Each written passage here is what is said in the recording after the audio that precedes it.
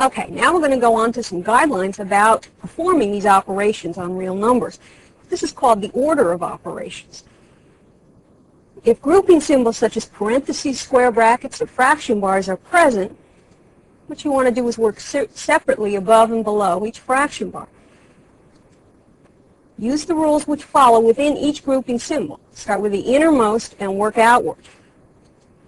Simplify all powers and roots working from left to right. Do any multiplication or divisions in the order in which they occur working from left to right. Do any negations, additions, or subtractions in the order in which they occur working from left to right. So we're going to look at some examples here of this. So let's start off with this problem.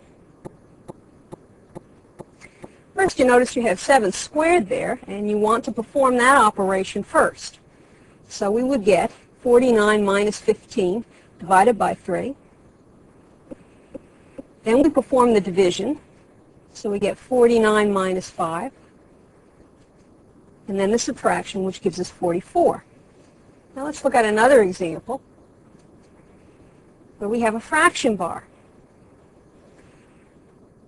What you want to do, again, is look at the numerator first and then the denominator. So in the numerator, we notice we have a 2 squared. And then the denominator, we notice we have a 4 squared. We have 16 divided by 8. So we perform that operation, we get 2, and we have 16 divided by 2 in the denominator, and we would get 8. So that gives us 12 minus 4 divided by 10 minus 8 by performing 2 times 6 in the numerator. Finally, we perform the subtraction, and then do the division. So we get 4. Several properties of real numbers will make working with them a lot easier. Let's begin with the idea of adding 2 numbers. If we add 3 plus a negative 7, we get negative 4. And if we switch the order and we get minus 7 plus 3, we also get a negative 4.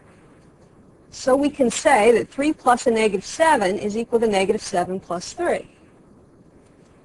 Turns out we can do the same thing with multiplication. 4 times a negative 2 is a negative 8. And if we switch the order, minus 2 times 4, we also get the same number. So 4 times negative 2 equals negative 2 times 4. So this deals with the order in which you perform the operation. And this is called the commutative property. So the commutative property says for all real numbers a and b, a plus b equals b plus a, and a times b is equal to b times a. Now another property deals with, let's say, adding 3 numbers. Suppose we have these 3 numbers, minus 2 plus 3 plus 5. If we add 3 plus 5 first, we would get 6. And if we add the minus 2 plus 3 first, we also get 6. So we can say that we can add the 3 plus 5 first, or we can add the minus 2 plus 3. Okay, now let's look at this with multiplication. Suppose we have 9 times negative 2 times 5. That's equal to 9 times negative 10, which is negative 90. Suppose we perform the operation in this order. We have 9 times negative 2 times 5, and we also get negative 90. So we can say 9 times negative 2 times 5 is equal to 9 times negative 2 times 5, where we're performing the operations we're performing minus 2 times 5 here first, and 9 times minus 2 here. This is called the associative property.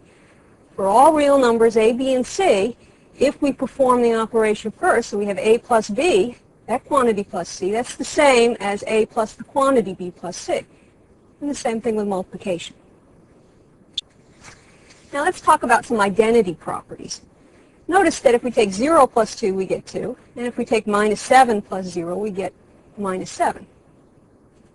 So the number 0 preserves the identity of a number under addition. It's called the identity element for addition. Let's look at another operation. If we take 3/5 times 1, we get 3/5. And 1 times a negative 7 equals negative 7. So the number 1 The identity element for multiplication preserves the identity of a number under multiplication. These are called the identity properties. For every real number a, there exist unique real numbers 0 and 1, such that a plus 0 equals a, and 0 plus a equals a, and a times 1 equals a, and 1 times a equals a. Let's look at this operation. Negative 3 plus 3 equals 0. 4/7 plus a negative 4/7 equals 0. This is called the additive inverse of a number. A plus negative a equals 0. So these are called inverse properties. For every real number a, there exists a unique real number, negative a, such that a plus negative a equals 0 and negative a plus a equals 0. For every non-zero real number a, there exists a unique real number 1 over a, such that a times 1 all over a equals 1, and 1 all over a times a equals 1. For example, 3 times 1/3 equals 1, and 1/3 times 3. Let's look at another property. Suppose we're asked to find the area of this rectangle. We can take the width of the rectangle, 2, and multiply it times the sum, 6 plus 3, and get 18. Or we can look at the area of the pink rectangle and add it to the area of the gold rectangle, and we also get 18. So what you can notice about these is called the distributive property of multiplication over addition.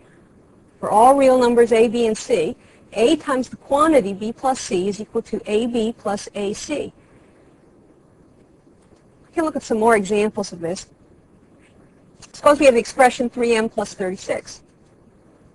We can write that as 3m plus 3 times 12, which is 3 times the quantity m plus 12. Another example, suppose we're asked to calculate 2 times the quantity 5t minus 4p plus 1.